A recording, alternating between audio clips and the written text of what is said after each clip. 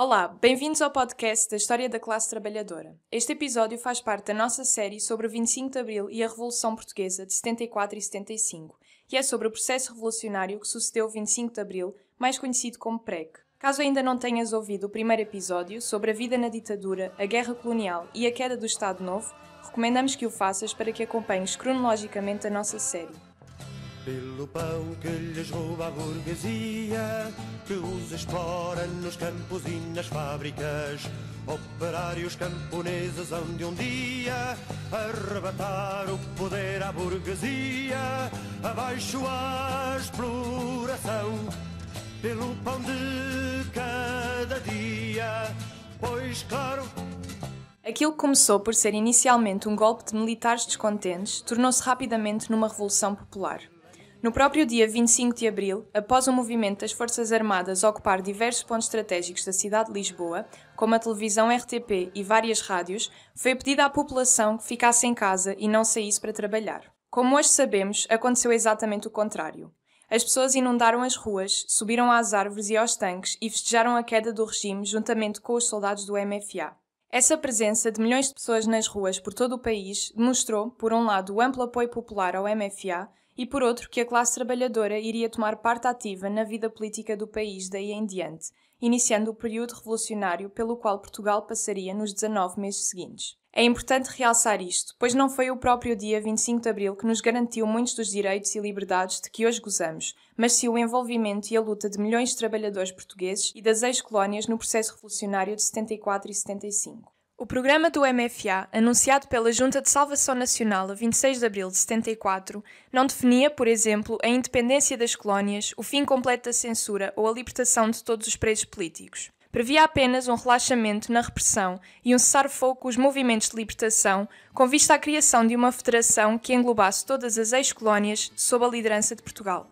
Este programa falava vagamente da criação de uma democracia em Portugal, mas a questão que se colocava era: que tipo de democracia? Os meses seguintes viriam a ser essenciais para responder a essa pergunta.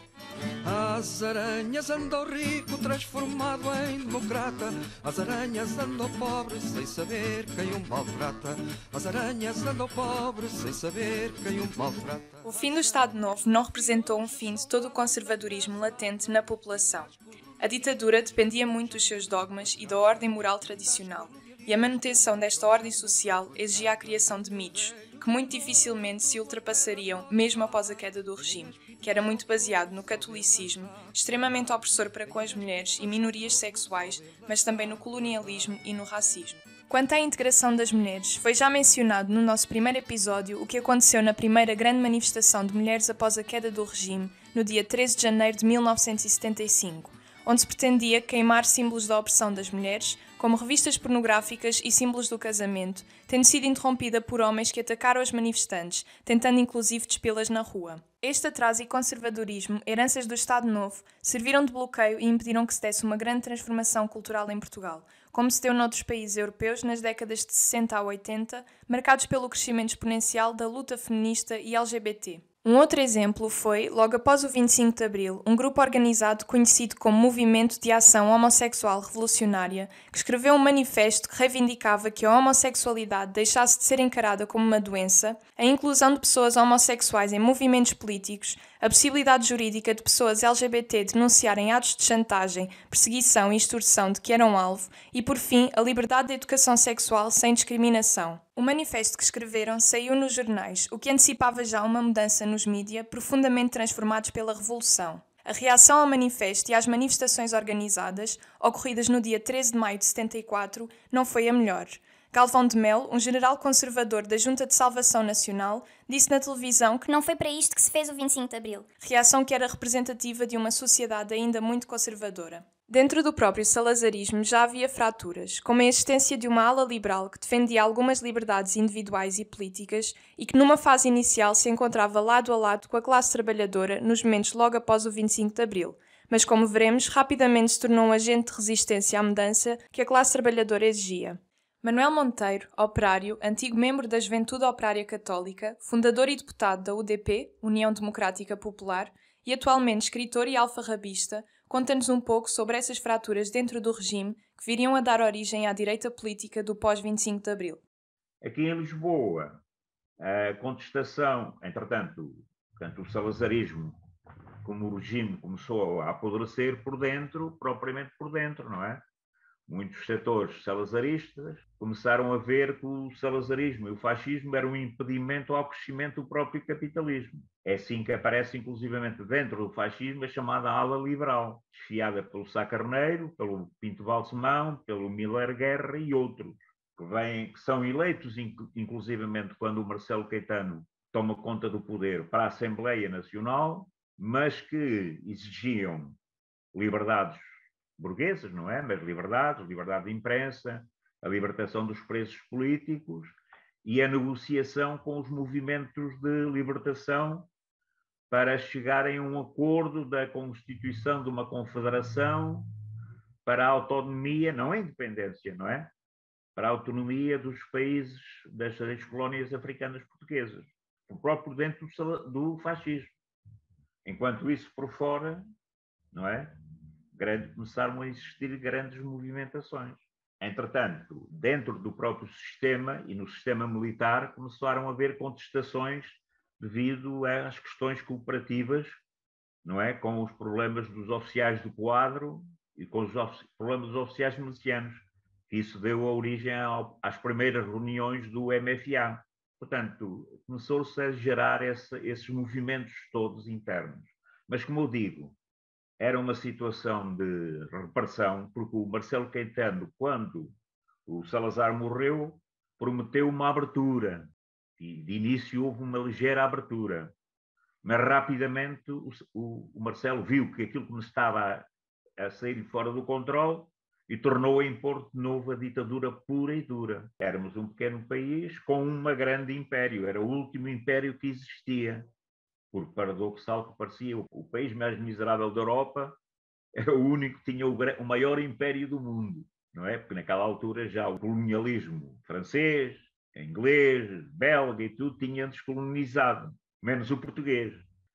Portanto, os campos de concentração de Tarrafal tinham sido fechados, foram abertos pelo famoso democrata Adriano Moreira, não é? Que hoje é adorado pela direita e por uma certa esquerda, mas foi ele que abriu o campo de concentração do Tarrafal, onde morreram muitos, entre os quais o secretário-geral do PC, o Bento Gonçalves, e outros militantes, operários, que morreram lá no Tarrafal, aberto pelo Adriano Moreira. É preciso que as pessoas fixem bem isto, não é? Portanto, era uma situação de total falta de liberdade, que deu depois a origem, não é? À grande explosão que foi o 25 de Abril, com a aderência popular toda a esse movimento, que depois de um golpe militar rapidamente se transformou, não numa revolução, mas num processo revolucionário, sim, porque não é brincadeira nenhuma os operários tomarem conta das fábricas dos principais grupos económicos. Na história não acontece muitas vezes isto. Logo após o 25 de Abril, a classe trabalhadora como um todo teve pela primeira vez em décadas um papel ativo na vida política do país. Nos locais de trabalho fizeram-se saneamentos, expulsões de administradores fascistas que tivessem participado na repressão de trabalhadores durante a ditadura, mas também greves e protestos por melhores salários, direito a férias pagas, ao descanso, à maternidade, a subsídios de Natal, férias e desemprego. Além disso, houve ainda centenas de ocupações, coletivizações de fábricas, empresas e terras que eram geridas por comissões de trabalhadores. Manuel Monteiro fala-nos um pouco sobre as atividades mencionadas na altura do PREC. Arranjei trabalho depois na fábrica, na Sergal, que era uma fábrica moderna, que tinha sido instalada há pouco tempo, do Champalimau, do grupo Champalimau, que era uma fábrica de cervejas. E aí estive, onde me apanhou o 25 de Abril. Formámos a Comissão de Trabalhadores e depois, lentamente, começámos a fazer a unidade das Comissões de Trabalhadores, não é? Sobretudo da Cintura Industrial de Lisboa. O Partido Comunista Português, naquela altura, apoiava fundamentalmente as comissões sindicais e os sindicatos e achava que as comissões de trabalhadores iam contra as comissões sindicais e os sindicatos. E foi aí a minha divergência fundamental com o partido. Eu ainda levei a Comissão de Trabalhadores à sede do PC para fazer uma sessão de esclarecimento. Depois o partido ia fazer o congresso e chamaram-me para eu fazer parte do Comitê Central, uma vez que precisavam de jovens operários. Eu, como o partido estava contra as comissões de trabalhadores e começou a ter opiniões divergentes, chamando que muitas das greves eram reacionárias, quando as comissões de trabalhadores chamadas Interempresas organizou no 7 de fevereiro uma grande manifestação operária contra o desemprego e contra a NATO, que estava no Tejo a fazer exercício militares para amedrontar o movimento operário. Eu, naquela altura, quando me telefonaram para eu ter uma reunião com o Álvaro Cunhal, eu recusei-me a ir. Hoje arrependo-me de não ter ido, não pelo caminho que eu segui, mas porque eu tinha uma grande admiração pelo Álvaro Cunhal, ainda hoje tenho, em muitos aspectos, sobretudo no plano cultural, e acho que perdi uma oportunidade histórica. Podia discordar depois e não aderir à eleição que eles queriam fazer, mas foi um erro que eu cometi nessa altura. Os trabalhadores estavam totalmente, regra geral, os operários, não é? Estavam totalmente despolitizados. Só uma franja muito pequena é que aqueles que ou eram militantes do Partido Comunista ou estavam nos setores de esquerda da Igreja, sobretudo a Juventude Operária Católica, JOC, não é? Que foi um grande centro de esclarecimento, de abertura para muitos operários, entre os quais para mim, não é? A Igreja, naquela altura, já tinha uma grande contestação interna, né? Desde os padres operários aos padres progressistas, que tiveram uma atividade importante na resistência ao fascismo. Quando veio o 25 de Abril, deu-se uma grande explosão e os operários aprenderam mais naquele processo revolucionário daquele ano e pouco do que nas universidades todas que tivessem frequentado. Foi uma escola fabulosa. A democracia operária, a democracia direta. Nós tomarmos, os patrões, entretanto, começaram a ser saneados, a fugir para a Espanha, para o Brasil, e nós vimos-nos com as fábricas na mão. Tivemos de tomar conta das fábricas. Ao contrário do que se diz, não foi desejo dos operários, não é, serem proprietários. Não é? Foi as circunstâncias do processo revolucionário que nós saneámos os principais chefes fascistas, repressivos, às administrações, e os patrões começaram a ver que aquilo estava a haver contestação a mais, cobardemente, não é? Como é de bom capitalista, só tem farronca quando tem as polícias e os exércitos a favor deles, porque quando estão frente a frente com os operários são os cagões. Tem medo. Foi o que eles fizeram. Quando viram que o exército não estava do lado deles, a grande maioria do exército, e a polícia ficou inoperante, eles só tiveram a atitude que todo cobarde capitalista explorador tem. Fugir. Foram tão patriotas, foram manifestar o seu patriotismo nas brutas vivendas do Brasil e aqui de Espanha e nesses países. E, portanto, os operários, nesse ano e pouco, tiveram uma experiência fabulosa. Começaram a aprender nos plenários, nas pequenas reuniões, começaram a aderir aos partidos. O PC, que era o grande partido operário, de facto, não é? Os grupos que se constituíram, desde os grupos trotskistas, aos grupos do poder operário, o PRP, o MES, o Movimento de Esquerda Socialista, a UDP, o PCPR, portanto, o MRPP, a OC, eram grupos, eram escolas que nunca mais acabavam. E depois o fabuloso movimento estudantil, não é? Não nos podemos esquecer disso. Os grupos mencionados por Manuel Monteiro são o PRP, Partido Revolucionário do Proletariado, de orientação guevarista e antiparlamentarista, que defendia a organização autónoma da população em assembleias e comissões de trabalhadores e de moradores, como uma forma legítima e autêntica da luta de classes.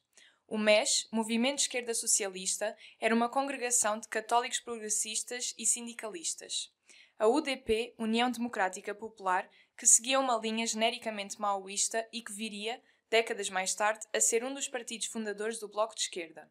O PCPR, Partido Comunista Português Reconstruído, que nasceu do Comitê Marxista-Leninista Português e viria mais tarde a integrar a UDP. O MRPP, Movimento Reorganizativo do Partido do Proletariado, um partido de tendência maoísta não alinhado com a União Soviética e famoso pelos seus vistosos morais e pelo seu secretário-geral Arnaldo Matos. E, por fim, a AOC, Aliança Operária Camponesa. Estes dois últimos partidos seriam impedidos de participar nas eleições legislativas de 1975, e apesar dos fracos resultados eleitorais dos restantes, estes possuíam um forte poder de mobilização e de ação dentro dos comitês de trabalhadores, comissões de moradores e nas organizações autónomas de soldados nas Forças Armadas, como os SUVs, Soldados Unidos Vencerão, que se propunham a lutar com o povo trabalhador na formação de um exército popular revolucionário. A radicalização crescente sentia-se até nos juramentos de bandeira dos soldados, como no caso do RALIS, Regimento de Artilharia Ligeira de Lisboa. Nós, soldados, juramos ser fiéis à pátria e lutar pela sua liberdade e independência. Juramos estar sempre ao lado do povo, ao serviço da classe operária, dos camponeses e do povo trabalhador. Juramos lutar com todas as nossas capacidades, com voluntária aceitação da disciplina revolucionária, contra o fascismo, contra o imperialismo, pela democracia e poder para o povo, pela vitória da Revolução Socialista. Agora o povo unido nunca mais será vencido, nunca mais será vencido. Agora o povo unido nunca mais será vencido, nunca mais será vencido. Os movimentos estudantis, tal como hoje e em todo o lado, refletiam a luta que era levada a cabo pelos trabalhadores. Havia insatisfação transversalmente em todos os setores sociais, o que levava à mobilização dos estudantes, que se manteve após o 25 de Abril. Manuel Monteiro toca na questão do envolvimento dos estudantes na politização e na luta da classe operária. Os estudantes, entretanto, começaram a ir para as fábricas, a conviver com os operários, a tentar captar operários para os seus grupos, não é? Cada um pertencia aos grupos, então a universidade praticamente parou. Outra coisa engraçada foi que nessas alturas o amor foi livre para as mulheres casadas, para as secretárias das fábricas, passavam noites e noites sem ir a casa e faziam amor e com um companheiro da ocasião e houve divórcios. Foi uma festa. Foi uma festa. Vocês não imaginam a festa que foi. A democracia operária, a democracia proletária, a democracia dos trabalhadores. Foi uma festa. No ponto económico em que nós subimos os salários de uma forma... Nós na fábrica ganhámos 1,4 escudos e passámos a ganhar, as mulheres de limpeza, que eram as que ganhavam menos, passaram a ganhar 6 contos. Vocês vejam lá, toda a gente começou a comprar frigoríficos novos, começámos os operários a comprar carros, aquilo foi uma festa. Já dizia o Zé Afonso, e quem diz o contrário é tolo. Foi uma grande festa, foi uma coisa fabulosa. Mas também durou pouco porque nós fomos muito ingênuos porque de facto acreditávamos que o socialismo estava ali e que era possível com aquela fuga dos cobardes dos capitalistas e que eles não iam contra-atacar, mas eles deixaram cá os seus agentes, não é? Os setores do exército, fundamentalmente burgueses, que não queriam o fascismo, mas também não queriam a democracia operária, não queriam a produção na mão dos operários, não é? Portanto, queriam seguir o rumo da social-democracia, que era os operários a serem explorados, mas em liberdade. Francisco Raposo, na época estudante e atualmente militante da esquerda revolucionária, também vivenciou ativamente a luta estudantil do período. Nos primeiros tempos, na escola, havia bastante atividade, tinha havido um protesto por causa dos aumentos dos preços da cantina, nós bloqueámos, não fomos, fizemos uma greve, na verdade, à cantina, durante algum tempo, era uma coisa para ser articulada com outras escolas, mas só 2 escolas é que fizeram, e portanto tinha havido um protesto e eu tinha sido mais ou menos o pivô de ligação a outras pessoas.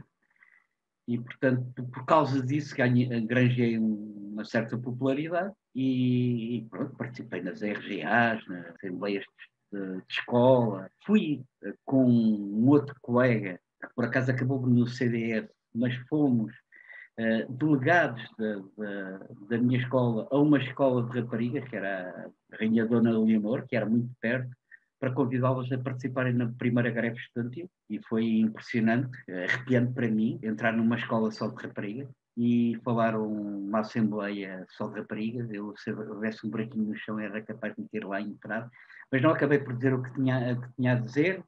Ouvi coisas que foi a primeira vez que ouvi na vida. Mas pronto, foi uma experiência muito intensa nesse período. No verão, começo a articular com alguns colegas meus da escola primária, num bairro operário, num bairro de Lata, aliás, num bairro de Lata. Mas durante todo 75 não houve, pronto, eu participava nas coisas, mas não estava de forma nenhuma organizado, nem estava muito preocupado com isso, apesar de haver muitas organizações que então, particularmente a nível da escola, eu acho que provavelmente com exceção do PSD, toda a gente recrutava toda a gente e toda a gente me queria recrutar. Eu não achava assim grande piada às organizações existentes, mas não percebia o que é que queriam, outros achavam muito estranha. Então fui andando. Entretanto, comecei a perceber que havia algumas diferenças, e algumas assembleias interescolas.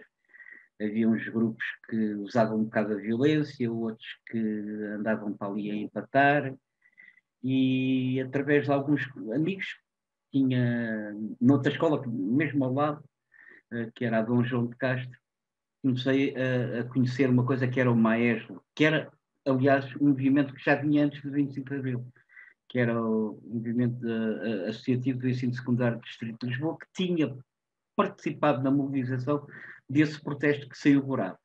Comecei a trabalhar com eles e foi todo um processo muito bom, com muita coisa pela mistura. A minha sensação é que havia duas grandes reivindicações. Uma delas era a abolição dos exames. Aquilo era quase... Era uma barreira terrível. Ela tinha uma marca de classe que eu na altura não percebia que tinha. Aliás, a própria existência do ensino comercial e industrial era uma marca de classe muito forte. Hoje nós vivemos numa sociedade em que as barreiras de classe praticamente... elas existem, mas não se sentem. Eu cresci, a minha adolescência foi feita num período em que se marcavam muito bem as barreiras de classe. E nas coisas mais comezinhas. Paços de Arcos era uma vila pequena, apesar de ter sido também o centro, juntamente com a Amadora, do crescimento urbano em Portugal. Mas, sendo uma vila pequena, havia os cafés das pessoas ricas, havia os cafés das pessoas remediadas, dos funcionários bancários, do pessoal dos seguros, dos escriturários das fábricas, e depois havia os cafés e as tascas da classe operária e dos pescadores, que havia uma comunidade de pescadores em Paços de Arcos. E, portanto, isto também se marcava na escola. Os liceus estavam destinados àqueles que tinham possibilidade de ir para a universidade. Todos os outros, a esmagadora maioria, acabava no segundo ciclo. Fazia o ensino preparatório, que é o equivalente agora ao 5º e 6º ano, e ia trabalhar. Alguns conseguiam ir para as escolas comerciais ou industriais. E essas escolas tinham uma particularidade que nós podíamos ter acesso ao ensino superior, mas teríamos de frequentar previamente o Instituto Comercial ou o Instituto Industrial. Portanto, havia uma barreira muito grande. E os exames eram parte disso. E, portanto, essa foi uma das reivindicações muito fortes. A outra foi a democracia das escolas. Nós entendíamos que as escolas tinham que ser geridas democraticamente. E, portanto, os estudantes, como os trabalhadores, como os professores, tinham que ter uma palavra a dizer. Portanto, essas foram as duas reivindicações mais fortes. Hoje, daquilo que me apercebo, desapareceu a gestão democrática das escolas. Foi construído a ideia do diretor escolar, que deu a imagem provavelmente norte-americana, mas de facto a democracia das escolas desapareceu e as regulamentações, por exemplo, era impensável nós pedimos autorização a alguém para formar uma associação de estudantes. Nós fazíamos a associação de estudantes, acabou. E hoje nós sabemos que elas estão regulamentadas. No processo de pacificação pós 25 de novembro, houve a pacificação que também levou à regulamentação das associações de estudantes. E eu hoje olho para algumas associações e vejo empresas comerciais e não associações de estudantes. Ao longo dos primeiros meses após o 25 de Abril, começaram a criar-se divisões entre a Junta de Salvação Nacional e o MFA relativas a várias questões, como a descolonização e a radicalização crescente da sociedade neste período. Assim, no dia 28 de setembro de 1974, terminaria aquela que se pode chamar a primeira fase do processo revolucionário, durante o qual a Junta de Salvação Nacional, chefiada por António de Spínola e mais 6 generais com ligações à direita conservadora, dos quais 2 viriam a ser candidatos do partido CDS-PP, tentaram impedir a descolonização defendida pelo MFA e bloquear muitas das conquistas que o povo exigia nas ruas. Face a este impasse, no dia 28 de setembro é convocada uma manifestação intitulada de Maioria Silenciosa, em apoio ao Presidente da República, o General Spínola, de forma a tentar reforçar a posição da Junta de Salvação Nacional. Esta manifestação, convocada para Lisboa e apoiada pelo Partido Liberal e pelo Partido do Progresso, que apesar do nome não era progressista, viria a fracassar completamente devido à ação da classe trabalhadora. A população lisboeta, em conjunto com o MFA e os partidos de esquerda, barricaram os acessos à cidade, impedindo a entrada de forças reacionárias, enquanto que os trabalhadores dos comboios e autocarros fizeram greve, recusando-se a transportar manifestantes da zona norte do país para Lisboa. Assim, a manifestação, depois chamada de Minoria Tenebrosa, nem chegou a acontecer, levando o Presidente da República a admitir-se em direto na televisão 2 dias depois. Após o afastamento de Spínola, o general Costa Gomes viria a assumir a presidência da República e o primeiro-ministro Vasco Gonçalves, um militar simpatizante do PCP, tentaria implementar uma série de medidas rumo ao socialismo.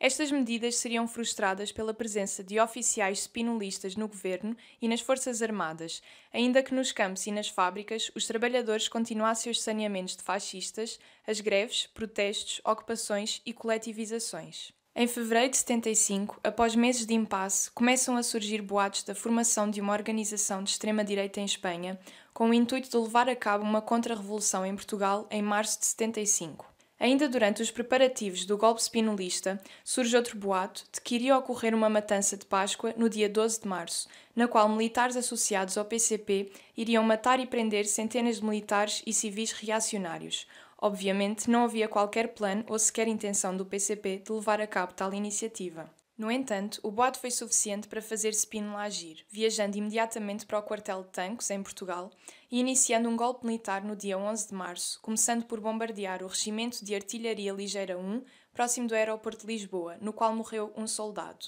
11 de março sabido, dentro e fora de fronteiras, para todos garantido, de que já não há barreiras que venham dividir homens da mesma conformação. Por essas montanhas fora faremos a revolução. O golpe acabou por fracassar devido à rápida ação do COPCON, o Comando Operacional do Continente, comandado pelo Major Otelo Saraiva de Carvalho, o estratega do 25 de Abril e associado à esquerda revolucionária, e também pela recusa dos soldados em seguir as ordens dos oficiais spinolistas. Esta intentona levaria à nova radicalização da política portuguesa e, nos dias seguintes, centenas de delegados do MFA extinguiram a Junta de Salvação Nacional e substituíram-na pelo Conselho da Revolução, um grupo de militares encarregado de assegurar o cumprimento do Programa de Abril. Além disso, o governo de Vasco Gonçalves, juntamente com os sindicatos e os trabalhadores, viria a nacionalizar toda a banca, bem como centenas de empresas seguradoras, fabris, companhias de tabaco, de energia, incluindo os impérios das famílias mais ricas do país, como os Melos, o Espírito Santo e o Champalimau, que haviam financiado o golpe militar. Alguns fugiram para Espanha e Brasil, ambos países sob brutais ditaduras, e outros foram presos por alguns dias, mas libertados rapidamente devido à pressão de empresários nacionais e de vários países europeus, como a França e a Alemanha Ocidental, que queriam a todo o custo parar o processo revolucionário. Como veremos mais à frente, após a derrota da Revolução, todos estes capitalistas voltariam a receber as empresas expropriadas e ainda com direito a enormes indenizações. Vejam aquele homem de cartola, de lacinho e casacão, a mala cheia de dinheiro que ele transporta na mão. Vive em Cascais ou Estoril e mora numa mansão. Goza as férias de verão quando quer e lhe apetece. Tem um banco e muitas fábricas, tem nome de patrão. Mas agarra aquele ladrão. Não faz falta e é cabrão.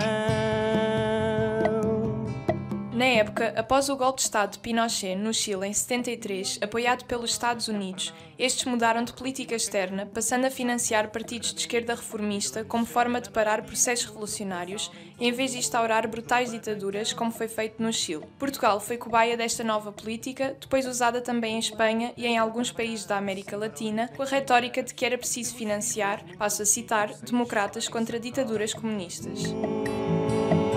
Mas isto vai acabar. A porrada no patrão.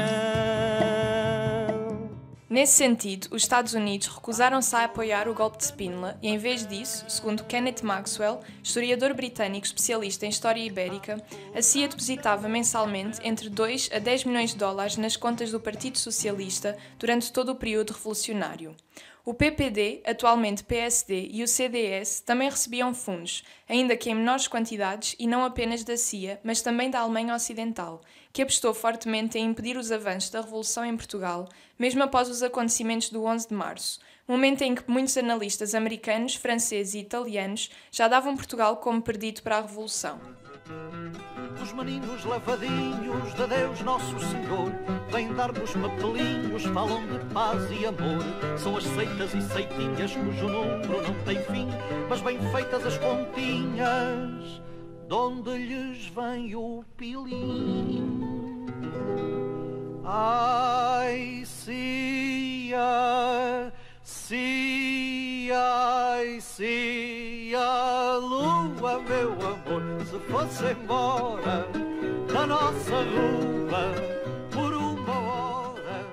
Isabel do Carmo, uma das fundadoras das Brigadas Revolucionárias, membro ativa da resistência contra o regime da ditadura e atualmente ainda na luta pela emancipação da classe trabalhadora, nomeadamente como médica que ajudou na redação do manifesto Salvar o SNS, Estamos do lado da solução, sobre o contexto da pandemia em 2020, fala-nos sobre a questão económica e o potencial da organização dos trabalhadores durante o PREC.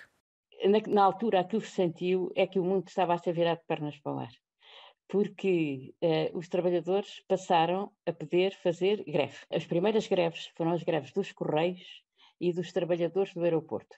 Eu julgo que os trabalhadores aquilo que se chama agora a Ground Force e os dos aviões, mas naquela altura chamava-se TAP a tudo. Portanto, Correios e TAP fizeram greves imediatamente para aumento de salário. Não foi bem recebido por toda a gente que se punha contra a ditadura. Enfim, não vamos entrar nesse detalhe porque é um bocado triste. Mas eles fizeram, não? E eram muitos. E conseguiram vencer, aumentaram os salários. Essas foram as greves pelo aumento de salários. Houve também muito nas fábricas de tecidos, que eram sobretudo mulheres. Tecidos e relógios. A Timex, que eram relógios, e muitas da roupa das mulheres que fizeram greves. Tinham salários miseráveis, como agora ainda têm, e fizeram greves naquela altura para aumento de salários, conseguiram. Depois houve outro fenómeno, foram os donos de fábricas que fugiram, abandonaram as fábricas, sem pagar aos trabalhadores, claro, e houve ocupações de fábricas. Houve ocupações com tentativas de produzir à mesma e, portanto, conseguir produzir em termos coletivos. Falharam muito essas tentativas. Houve dificuldades. Podia ter havido, se não tem vindo a Contra-Revolução em 75, havia perspectivas no quinto governo, no quarto governo, em que os ministros eram mais à esquerda que em qualquer outro governo. Houve tentativas de... Eu estou aqui com dúvidas se foi o quarto, se foi o quinto. Foi julho, agosto de 75. Haveria, se não houvesse a Contra-Revolução, tinha havido possibilidade de formas de gestão de fábricas grandes, então, coisas importantes e já com outra dimensão, outra escala. Isto era ministro da Economia, o Cravinho, que é pai do atual ministro da Defesa, é pai, pois, do atual ministro da Defesa. Houve ali um período em que ele era ministro da Economia e que tinha um secretário de Estado que era um homem muito para a frente do ponto de vista económico e em que tinha sido possível instaurar gestão coletiva com participação dos trabalhadores. Em uma escala já importante. E eu digo isto porque muitas vezes fala-se daquele período, a direita fala daquele período como se fosse a bandalheira geral, o descalabro, o caos. Não, houve tentativas sérias, mas muito sérias, de organização coletiva, de gestão coletiva. Estou a falar destas fábricas, nomeadamente a SAPEC, que era já uma escala grande, da produção naval, da Legionave e da Sete Nave, e, por outro lado, nos campos, as herdades coletivas, com orientações de organização agrária sérias, com o professor de agronomia, o Fernando Batista, em relação às fábricas de um que foi secretário, e o Fernando Batista, julgo que também foi secretário de Estado, o secretário de Estado da Economia, que era o Martins Pereira. Estou a lembrar-vos nomes porque são nomes que devem ficar, porque, ao contrário de mim, que andava na rua, não é? Que andava na rua, que proclamava, que aparecia, que apelava à revolta, houve homens mais discretos, homens e mulheres mais discretos, que fizeram tentativas sérias que podiam ter sido vitoriosas, ao contrário do que diz a direita, organizadas, e essa história faz-se, não é? Essa história tem que se fazer. Estávamos, portanto, aqui a falar já da gestão coletiva dos trabalhadores. Tudo isso com a Contra-Revolução acabou. Sérgio Ribeiro, militante e ex-deputado do PCP, ativo durante a resistência ao Estado Novo, chegando a estar preso 2 vezes, fala-nos também dos progressos económicos para uma nova organização económica durante o PREG. As modificações foram aparecendo ao longo da própria ditadura, porque logo em 1926, quando a ditadura foi ditadura militar, antes de optar aberta e claramente pelo fascismo, com a Constituição de 1933 e com tudo aquilo que vinha da ditadura militar de 26, mesmo aí havia modificações. O fator sindical, o elemento sindical foi muito importante. Começou por ser claramente ou predominantemente anarco-sindicalista, mas depois, no período de 68 até 74, então há uma transformação importante, porque a partir da participação nos sindicatos, os trabalhadores foram tomando posições e foram conquistando coisas, porque toda a vida é uma correlação de forças. E isso também contribuiu e muito para que fosse possível o 25 de Abril, com aquela característica, não de um golpe militar, não de uma mudança na superestrutura, mas uma mudança na base. Uma mudança que mudava a vida, porque ela vinha mudando. Deve-se lembrar-se que logo em 1970 os sindicatos formaram a Intersindical, que não foi bem recebida pelo regime, mas que o regime teve que suportar, teve que aguentar, porque a força era muita. Eu lembro-me que o Contatos Metalúrgicos percorreu o país todo. Portanto, quando se dá o 25 de Abril, o 25 de Abril dá-se na sequência de várias transformações. Para usar uma expressão que pode ser demasiadamente do campo da filosofia, há mudanças de quantidade que levam à mudança da qualidade. Vai-se acrescendo somas, mas de repente dá-se o salto. E esse salto teria sido também o 25 de Abril, porque se procurou avançar mais para além da mudança pura e simplesmente no aspecto de democracia, liberdade, mas democracia e liberdade controladas por um poder económico, controladas por forças que mantinham os trabalhadores como os fornecedores de uma força de trabalho, que era paga como mercadoria. Portanto, a reforma agrária foi importantíssima. Foi um despertar de caminhos que se iniciaram, que começaram a ser percorridos e que tiveram toda a oposição. O poder económico reagiu do exterior, do interior. Houve terrorismo em Portugal, houve assassinatos e destruição de centros de trabalho, e foi um período em que, apesar de não ter sido muito visível, foi muito violento, houve violência, houve modificações que foram travadas e transformações que foram impedidas. No contexto em que se vivia, de muitos movimentos e mobilização da classe operária, com a questão das cooperativas, saneamentos e ocupações já mencionadas, a música de intervenção desempenhava um papel importante para a luta da época. Durante o PREC, foram criados grupos de artistas de intervenção, como o Grupo de Ação Cultural, o GAC, fundado em 74 por diversos cantores, como José Mário Branco, Fausto Bordalo Dias e Tino Flores, entre outros grupos com funções semelhantes, como aquele em que estava integrado Francisco Fanhais, ligado diretamente a uma cooperativa de trabalhadores. Vários artistas estiveram envolvidos na luta com a classe trabalhadora, inspirando e juntando-se às suas campanhas concretas por todo o país. Francisco Fanhais dá-nos um testemunho sobre o que o moveu a manter-se na luta após o 25 de Abril e da importância da música na altura. O GAC estava mais ligado ao Zé Mário Branco e a outros cantores, mas eu não estive ligado ao grupo. Quer dizer, estava noutro grupo, estive num grupo que era uma cooperativa que era nova, mas antes da cooperativa ter sido criada também, pronto, estava sempre ativo, sobretudo com o Zé Afonso e com outros cantores, mas o nosso trabalho depois do 25 de Abril foi lutarmos pela implantação do chamado poder popular. Eu estava muito ligado ao Zé Afonso, eu próprio integrei um grupo que era da Luar. Portanto, para nós o básico digamos, da cultura política era o poder popular. Portanto, apoiámos, cantámos em apoio e com ocupações de cooperativas, criação de cooperativas, até em quartéis, cantámos muitas vezes também, não é? Ocupações de edifícios abandonados para a criação de clínicas populares, etc. Apoiámos comissões de moradores. Portanto, o meu trabalho, juntamente com o de bastantes outros meus colegas, sobretudo o Zeca, era estarmos ao serviço das lutas populares e da implementação das lutas populares, não é? Para que as coisas pudessem vingar e que pudessem ter sucesso. Não é? Foi esse essencialmente o meu trabalho.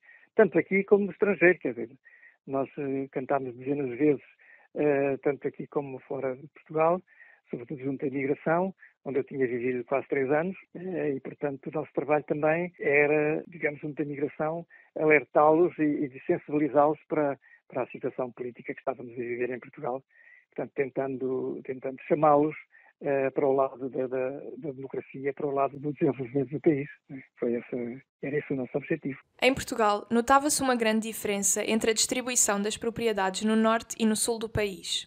No norte, existia um regime de pequenas propriedades agrícolas, geralmente apenas com o tamanho para a alimentação de uma família. Por outro lado, no sul, especialmente no Alentejo e em partes dos distritos de Lisboa, Setúbal, Santarém e Castelo Branco, existiam algumas centenas de grandes latifúndios onde trabalhavam centenas ou milhares de camponeses e que geralmente tinham péssimas condições de trabalho.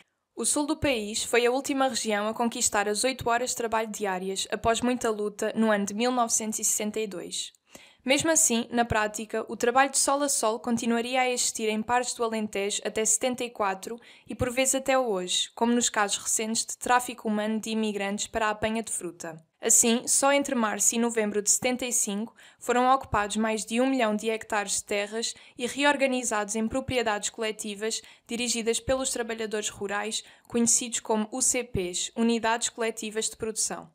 Em pouco tempo, o Alentejo passou de um regime em que poucas famílias controlavam a maioria das terras cultiváveis e em que o resto da população não conseguia trabalho estável por estar dependente da sazonalidade da agricultura, para um sistema em que o emprego era garantido a todos, com salários iguais entre homens e mulheres e com a produção gerida democraticamente pelos trabalhadores, apoiados por sindicatos, pelo PCP e por outros pequenos partidos de esquerda radical.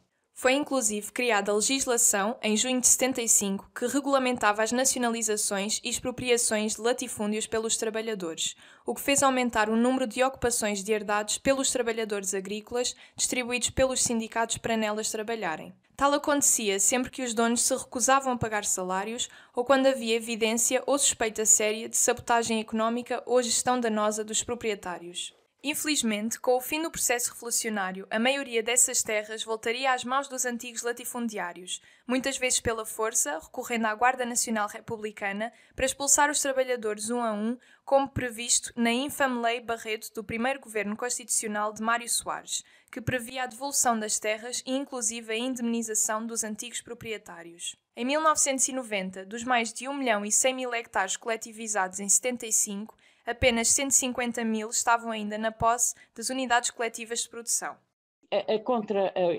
Nós é importante que lhe chamemos mesmo contra-revolução. Habitualmente diz o 25 de novembro, e, primeiro que tudo, o 25 de novembro foi um golpe da direita contra a revolução. A direita alargada porque o Partido Socialista também esteve envolvido no 25 de novembro. Portanto, como eu vos disse, havia naquele momento tentativas sérias de organizar as coisas em termos que não correspondiam ao modelo capitalista, predominante em toda a Europa e que depois se veio a solidificar em 78, 79, em 79, 80, não é? Nós vamos a ter em 79, 80 o Reagan e a Thatcher e entramos no neoliberalismo que veio, no fundo, estruturar de uma forma mais eficaz, e nós sabemos as consequências dessa eficácia, aquilo que era a corrente capitalista que corria. Nós estávamos contra a corrente e, de facto, as tentativas que aqui se estavam a fazer num país pequeno, distante do centro da Europa e pobre, porque o desenvolvimento, a base industrial era fraca. Nós estávamos aqui numa tentativa de estruturar isso de outra maneira. É essa tentativa que é bloqueada pela Contra-Revolução, é contrariada pela Contra-Revolução e é organizada, a partir de agosto de 75, um golpe que vai destituir o poder que existia na altura, vai substituí-lo, alegando com o alibi de que era a esquerda que estava a organizar um golpe de esquerda para tomar conta do poder de uma forma mais uniforme do que aquela que já estava, visto que os últimos governos tinham sido de esquerda. Depois houve o do Pinheiro de Azevedo que não era, mas... E a Contra-Revolução, o que é que a Contra-Revolução faz? A Contra-Revolução reverte tudo aquilo que estava nacionalizado, e, portanto, que era o Estado que dirigia e distribuía, reverte todas as nacionalizações para os seus proprietários. E portanto, tivemos a entrega dos campos do Alentejo aos seus anteriores proprietários, os bancos aos seus anteriores proprietários, nunca esquecendo que um deles era o Ricardo Salgado, que bem podia, naquela altura, ter sido julgado, mas não havia instrumentos, não é? Não havia instrumentos de investigação suficientes, mas se houvesse vontade política, possivelmente, também chegávamos à conclusão que havia um uso dos depósitos bancários para os negócios da família. Seria de certeza que tal como isso se passou em 2008, 2009, 10, 11, existia também em 1974. Portanto, houve uma... É que isto é pouco falado, porque na altura ele foi considerado pelo novo poder pós-contra-revolução um mártir, não é? Que teve que fugir e depois voltou, tomou posse dos seus bens, foram-lhe entregues os seus bens, ainda foram indenizados, não é? E tudo correu no sentido de uma estrutura capitalista, fosse nos campos, fosse na indústria, fosse no sistema bancário. Portanto, foi restituída a uma estrutura capitalista, houve repressão, os militares de esquerda foram imediatamente presos, não foi só o hotel, foram todos os militares de esquerda que foram presos, sem acusação que se visse, e nós fomos presos em 77 e eu estive 4 anos, eu e outros, não é? Fomos presos 30 e estivemos presos 4 anos em prisão preventiva. Portanto, eu quando saí porque tinha excedido o tempo de prisão preventiva, não fui condenada, nunca fui condenada. Durante o verão de 1975, várias concepções de sociedade e de democracia foram apresentadas no espaço público. Entre as diferentes propostas encontrava-se o comunismo conselhista, a democracia avançada, a democracia liberal e o presidencialismo federal, que eram defendidas por personalidades tanto no interior do MFA como nos diversos governos provisórios. No entanto, ao longo dos últimos meses do processo revolucionário e sem perspectivas de uma tomada definitiva de poder pela classe trabalhadora, organizada com o apoio do PCP e da esquerda radical, a situação viria a desembocar no processo constitucional e na contra-revolução. Em setembro de 75 cai o governo de Vasco Gonçalves, que já só contava com o apoio do PCP, e forma-se um novo governo liderado pelo general Pinheiro de Azevedo, com a maioria dos ministros do PS. Já em novembro dá-se um acontecimento caricato. Trabalhadores da construção civil cercam a Assembleia da República num protesto por melhores condições de trabalho e impedem a saída dos deputados e do governo durante 2 dias. Após as negociações com os sindicatos terem falhado, os líderes sindicais dirigem-se ao primeiro-ministro Pinheiro de Azevedo chamando-lhe fascista, ao que este responde: Vão bar da merda mais o fascista. Ó meu Portugal formoso, ó meu Portugal formoso, berço de latifundiários, berço de latifundiários. Onde um primeiro-ministro já manda merda aos operários, já manda merda aos operários. Durante o verão de 1975, várias concepções de sociedade e de democracia foram apresentadas no espaço público. Entre as diferentes propostas encontrava-se o comunismo conselhista, a democracia avançada, a democracia liberal e o presidencialismo federal, que eram defendidas por personalidades tanto no interior do MFA como nos diversos governos provisórios. Nestes últimos meses, haviam-se formado 3 setores militares opostos. Por um lado, os militares centristas ligados ao Grupo dos 9, um grupo de oficiais liderados por Mel Antunes e simpatizantes do PS, PSD e da direita conservadora. Por outro lado, os apoiantes do PCP e do ex-primeiro-ministro Vasco Gonçalves. E por fim, os militares à esquerda do PCP, apoiados por pequenos partidos da esquerda radical e ligados ao Otelo Saraiva de Carvalho.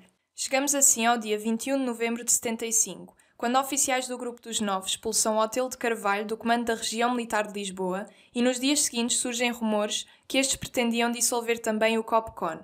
Após a expulsão de Otelo, a autossuspensão do 6º Governo Provisório no dia 20 de novembro e o levantamento conservador de latifundiários em Rio Maior, que cortou a A1 no dia 24, os paraquedistas de esquerda da base de Tancos iniciam uma desorganizada revolta militar no dia 25, exigindo a demissão do comandante do Estado-Maior da Força Aérea, Moraes da Silva, e a restituição de Otelo ao comando da Região Militar de Lisboa. Até ao dia seguinte, a revolta estaria controlada pelas forças leais ao Presidente da República, o General Costa Gomes, aos tenentes-coronéis Jaime Neves e Ramalhianes e ao já referido Mel Antunes, após a confirmação de que o PCP não mobilizaria os seus militantes para ações de apoio aos militares revoltosos.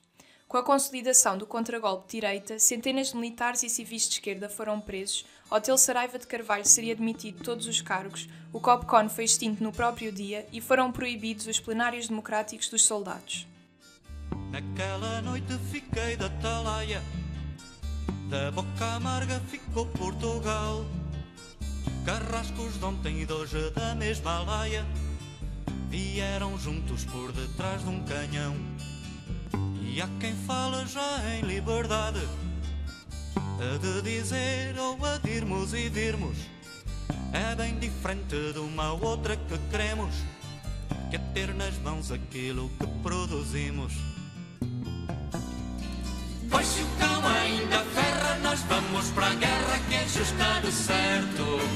Para lutar não é tarde nem cedo, não há fracos, nem medo, nem longe, nem perto.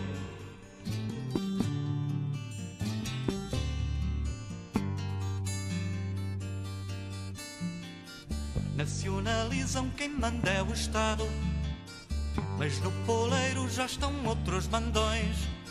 Só será nosso que não foi no passado, quando o poder for dos mais explorados. E há quem me diga que a banca é do povo, eu continuo com os mesmos tostões. Quem não quer ver o velho no novo. Sem nós mandarmos, nascem outros ladrões. Durante os últimos anos do fascismo, a estratégia do PCP quanto ao exército era de infiltrar militantes nas suas fileiras para radicalizar os soldados base, que eram na sua maioria trabalhadores conscritos, o que veio a dar frutos no 25 de Abril. No entanto, ao longo de todo o processo revolucionário, isto gerou uma dependência das Forças Armadas, em especial do COPCON, para levar avante as conquistas da classe trabalhadora, ao não se criarem estruturas de poder paralelas, como organizações de soldados base, independentes das Forças Armadas e das ordens dos oficiais reacionários. As poucas tentativas de o fazer foram já muito tardias, iniciadas apenas em setembro de 75, após a queda de Vasco Gonçalves. Assim, esta dependência veio a revelar-se fatal e após o 25 de novembro, com a extinção do COPCON, nada restava da resistência armada da classe trabalhadora. Ao PCP restavam duas escolhas: a de iniciar uma guerra civil para a qual não se tinha preparado, ou ceder à contra-revolução, não se mobilizando contra esta, e conservar o seu lugar na democracia parlamentar e algumas das conquistas adquiridas durante o processo revolucionário. Portanto, a contra-revolução foi o restabelecimento do poder capitalista, o restabelecimento da estrutura capitalista e depois foi o que seguiu. Depois tivemos, por causa desse restabelecimento, tivemos como Primeiro-Ministro ou como Presidente da República o Cavaco Silva durante 18 anos, é muito tempo. É muito tempo dentro dos 40 e tal anos do pós-revolução, porque era um homem com um pensamento pobre e medíocre, porque ele é pouco inteligente, mas era um pensamento de seguimento do Reagan e da Thatcher, e, portanto, um pensamento perfeitamente neoliberal, de competição, de individualismo, e isso imprimiu num país que tinha tido pouca folga durante os anos revolucionários, com uma população que tinha chegado a 74, com 40% de analfabetos, 40%. Que mesmo as pessoas alfabetizadas tinham pais ou avós que nunca tinham lido um livro ou sequer tinham lido, e, portanto, apanha uma população ainda com uma retaguarda muito fraca em termos de informação e de estrutura, e apanha o cavaquismo esses anos todos, que foi tóxico para o país, do seu ponto de vista político. Houve algumas coisas que no meio disto tudo, mesmo apesar das tibiezas do Partido Socialista e do neoliberalismo ter avançado, houve algumas coisas, como sempre, porque as coisas são contraditórias, que foram adquiridas. Foi adquirido antes de tudo o fim da Guerra Colonial. Isso foi logo a seguir, imediatamente, era de tal maneira desejado que foi imediatamente.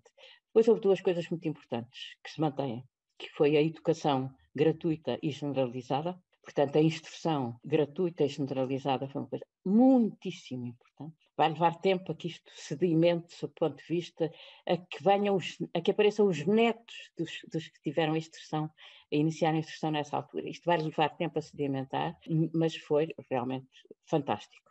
Educação gratuita para todos. E o Serviço Nacional de Saúde. O Serviço Nacional de Saúde foi feito no espírito dos serviços ingleses e escandinavos, que é ir buscar ao Orçamento Geral do Estado, portanto, aos impostos, a manutenção financeira do Serviço Nacional de Saúde, que passou a ser também universal e gratuito. E como já vinha anteriormente com uma proposta de estrutura bastante sólida, o Serviço Nacional de Saúde, apesar daquilo que sofreu nos anos, sobretudo nos anos do penúltimo governo, do Passos Coelho, e o Serviço Nacional de Saúde, como se viu agora na resposta à pandemia, tem uma estrutura sólida, com profissionais ao nível do melhor que há em todo o lado, e tanto médicos como enfermeiros, como o outro pessoal, com imensos problemas, sobretudo consequência desse período que foi abalado por uma lei de bases em que punha em concorrência com os privados, mas digamos que adquirimos isso, e estas coisas de que eu falei, adquiridas, já são muito importantes no meio disto tudo. O MDLP, Movimento Democrático de Libertação de Portugal, foi fundado depois da tentativa frustrada de golpe de 11 de março de 75 por António de Spínola, na época em exílio no Brasil. O seu objetivo era levar a cabo ações contra sindicatos e organizações ou partidos de esquerda. Somados com o ELP, Exército de Libertação de Portugal, outra organização de extrema-direita apoiada pela Igreja Católica, desde o início das suas atividades e até meados de 77, foram levados a cabo cerca de 600 atentados bombistas, ou a tiro, resultando em dezenas de mortes e centenas de feridos.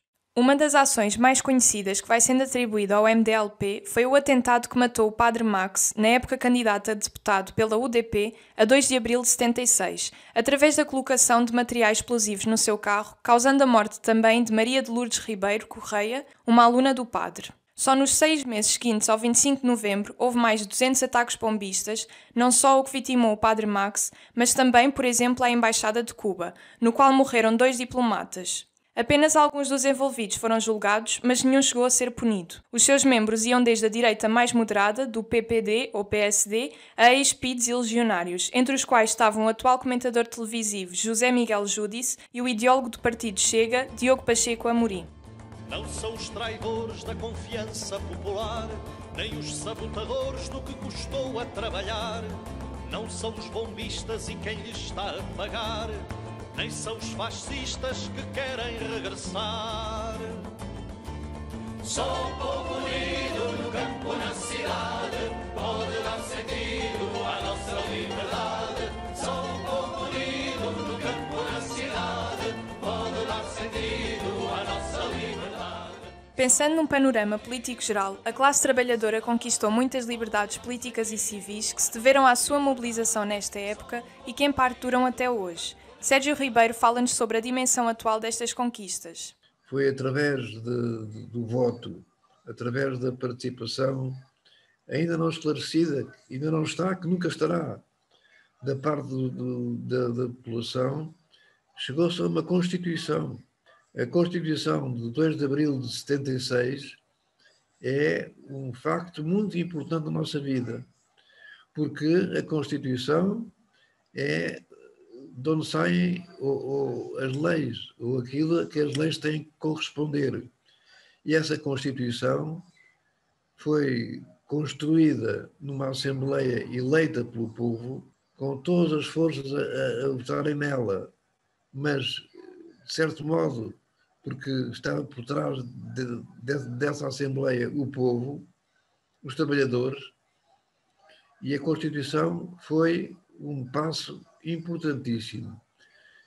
Já teve 7 modificações ao longo destes 47 anos, mas continua a ser um elemento que não nega a sua origem, não nega a sua raiz de estar com os trabalhadores, considerar que são a parte mais desfavorecida na organização económica, mas têm condições legais, legítimas, constitucionais para se defenderem.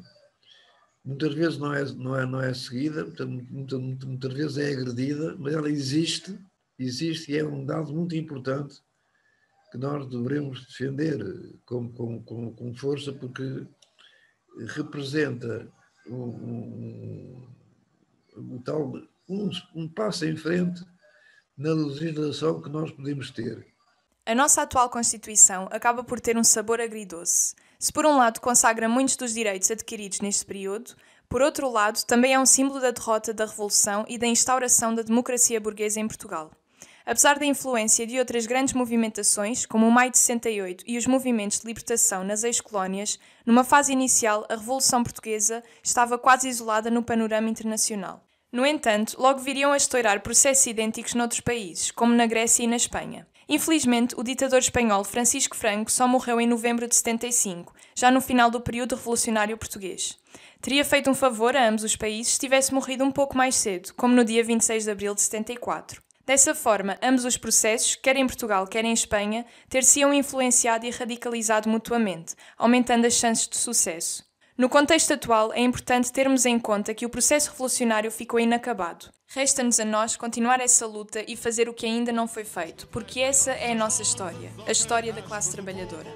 Nós vamos combater-vos para ter um mundo novo, até a vitória final. Lutaremos pela causa do povo, opomos o trabalho ao capital, até a vitória final. E assim chegamos ao fim do segundo episódio desta pequena série dedicada à Revolução Portuguesa. No terceiro e último episódio, iremos abordar em maior detalhe o colonialismo português e as suas consequências nos povos colonizados e no racismo que perdura em Portugal até hoje. No futuro, esperamos poder voltar a abordar tópicos idênticos relacionados com a história da nossa classe em todo o mundo, e especialmente nos países lusófonos como Portugal, Brasil, Angola, Moçambique e Guiné-Bissau. As músicas usadas foram a Alerta do José Mário Branco, a Viva o Poder Popular, o Dia da Unidade e a Chula da Póvoa de Zeca Afonso, a Portugal Ressuscitado, Ai-se a Lua e Só o Povo Unido do José Barata Moura, a Nem Longe Nem Perto e a O Patrão e Nós do Fausto Bordal Dias e, por fim, a Até à Vitória Final do Grupo de Ação Cultural. Deixamos um grande agradecimento a todas as pessoas que tornaram este podcast possível e em especial aos entrevistados, Isabel do Carmo, Francisco Fanhais, Sérgio Ribeiro, Francisco Raposo e Manuel Monteiro. No próximo episódio, além da participação de alguns destes convidados, teremos também connosco a Isabel Castro Henriques, historiadora especializada em História de África, e a Ana Barradas, escritora e tradutora. Por fim, obrigada a todos os ouvintes. Se gostaram, partilhem com os vossos amigos e vemo-nos no próximo episódio. Escutai as nossas vozes, vindas de toda a parte, as vozes deste povo que dizem estamos fartos de em criminosas guerras aos povos coloniais combatermos irmãos que também explorais. Enquanto nos palácios contais os vossos lucros, nós em bairros da lata contamos nossos mortos. Nós vamos combater-vos, burgueses, atenção, não há força opressora que destrua a razão. Até à vitória final lutaremos na causa do povo, opomos o trabalho ao capital. Até à vitória final, até à vitória final lutaremos na causa do povo, opomos o trabalho ao capital.